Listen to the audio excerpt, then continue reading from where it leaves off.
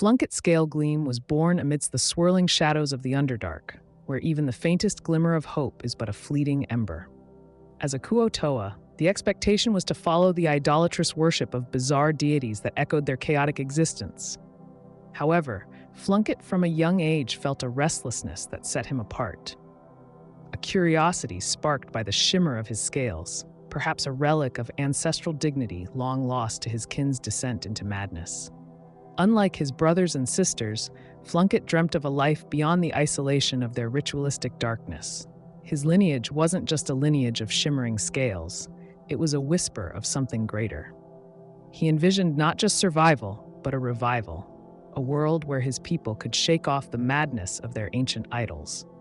With these broader ambitions, Flunket developed personal goals to locate an ancient artifact rumored to possess protective powers, one that might bring clarity to his people's minds and free them from their endless cycle of madness.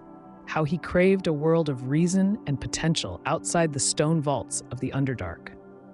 A fateful night came when an unexpected cave-in opened a path to freedom. With cautious optimism burning within him, Flunket embarked on the perilous journey upward, guided by the echoes of stories told in hushed tones throughout his youth, of a place where the sky met the earth in a vast tapestry. His transition was treacherous, fraught with challenges both physical and emotional. Upon emerging into the surface world, bathed in the light of day, Flunket was discovered by the Astoran family, a minor noble house intrigued by the unknown and the potential of forging something unique from the ordinary. Their interest was not merely in the exotic look of a Kuo-Toa, but also driven by the political advantage of aligning with a being from such an alien landscape. Seeing Flunket's potential not just as a curiosity, but as a bridge between worlds, they offered him a place among them. A decision driven by their belief that an alliance with him could shift the balance in their favor within the noble courts. Under their tutelage, Flunket grew adept in the language of diplomacy and intrigue, learning to navigate the subtleties of surface politics, even as he remained a being from the depths. He honed his skills in persuasion and insight, fusing these with the physical prowess he had nurtured in the Underdark. Flunket invented a personal fighting style that melded these two worlds, using strategic feints and the brute force of his Kuo-Toa background to outmaneuver foes both at court and on the battlefield. Yet, even as his influence grew, Flunket grappled with immense internal conflicts.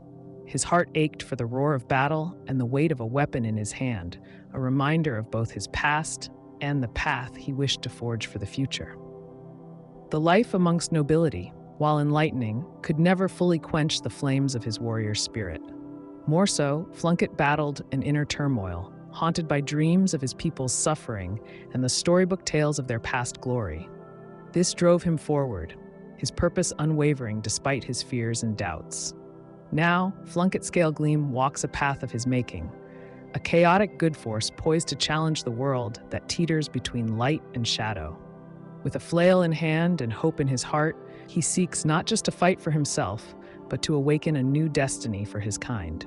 He strives to create a narrative where Kuo-Toa can be more than just tales of madness and fear, where they carve out a place under the open heavens. As he bridges cultural chasms, employing both the elegance of surface world negotiations and the raw power of his people, Flunket steps forward, the brilliance of his Scalegleam reflective of the dreams for his people's future.